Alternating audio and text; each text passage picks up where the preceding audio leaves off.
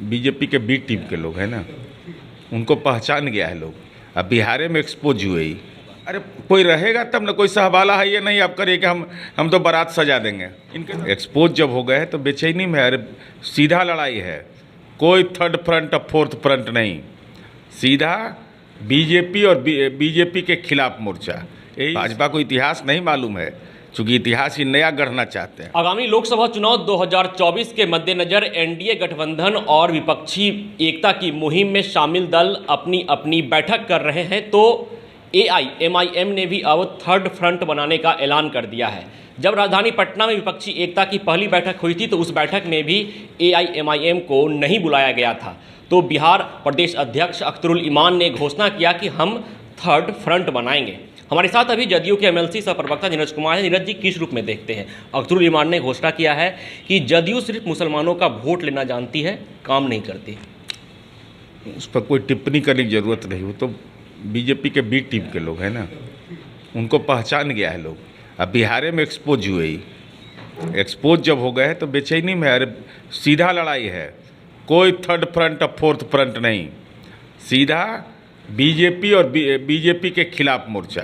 यही इसी के बीच है। अब तीसरा मोर्चा बना लीजिए, चौथा मोर्चा बनाइए, तो अकेले मोर्चे बनाना है तो उसमें दिक्कत क्या है, बना लीजिए। लेकिन उन्होंने साफ कहा है कि जदयू मुसलमानों के लिए काम नहीं करती, सिर्फ वोट लेना जानती है, हिंदू मुस्लिम करती है। अरे उनका एजेंडा खुद का हो सकता है ना, हम काम करते हैं इसका, तो उनका गांव है ना, जो उनका गांव जहाँ उनका मतदान करते होंगे, वो गांव में भी बिजली हम ही पहुँचाए होंगे, सड़क हम ही बनाए होंगे, मदरसा हम ही बनाए होंगे, ये कुछ नहीं किए होंगे।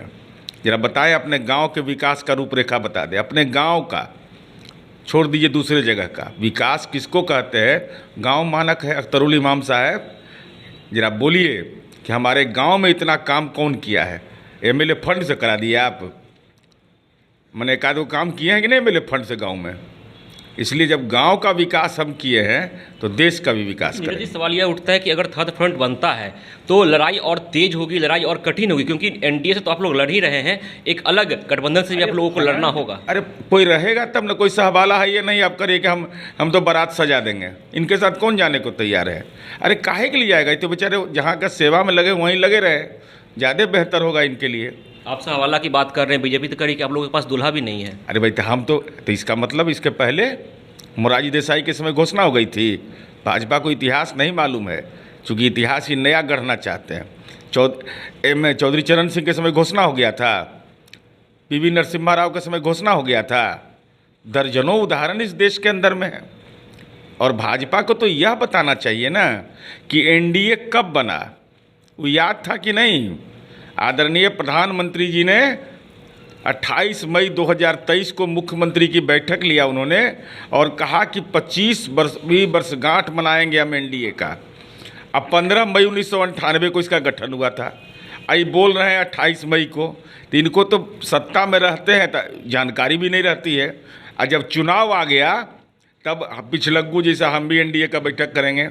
अरे जब एनडीए था तो एनडीए में तो क्षेत्रीय दलों की भूमिका को अब खत्म कर रहे थे, अब दे राम दिला दे राम वाला हाल में आ गए। तमाम क्षेत्रीय दल को एनडीए एकजुट कर रही है और बैठक में शामिल कर रही है। क्या जरूरत है?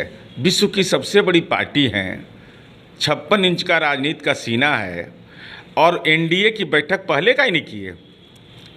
जब आपको 25वीं वर्षगांठ आप मुंह से बोल रहे थे, लेकिन बैठक नहीं कर दी, इसलिए कि हमारे खाते में उपलब्धि रहे, सहयोगी दल के नहीं। तो आपको सब पहचान गया है, इसलिए परेशान भाजपा नहीं हो। अब पिछलग्गू बन करके जब भी बैठक यहाँ विपक्ष की शुरू हुई तो इनको भी याद आ गया।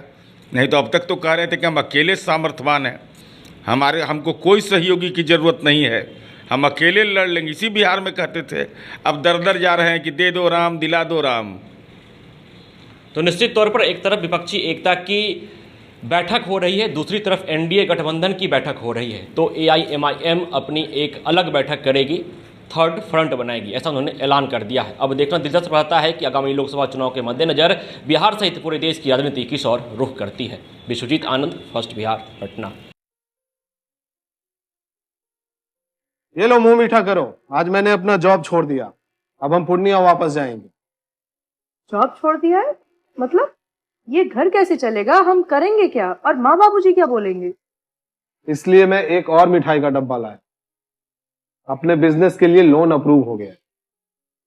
अरे लोन अप्रूव हो गया वो तो ठीक है, लेकिन पूर्णिया में हम रहेंगे कहाँ? अपना घर भी तो नहीं है वहाँ। इसलिए तो एक और मिठाई का डब्बा अलग से लाया हूं। हमने पूर्णिया में घर ले लिया है, पूर्णिया के ई होम्स पैनोरमा में। पूर्णिया में पैनोरमा ग्रुप लेकर आए हैं ई होम्स पैनोरमा। बड़ा घर, आलीशान जिंदगी और अत्याधुनिक सुविधाओं के संग। अरे अरे, अब क्यों मुंह मीठा करवा रही हो? क्योंकि हम घर वापसी जो कर रहे हैं। घर वापसी की खुशी पूर्णिया में ई होम्स पैनोरमा के संग। E Homes Panorama, luxurious lifestyle redefined.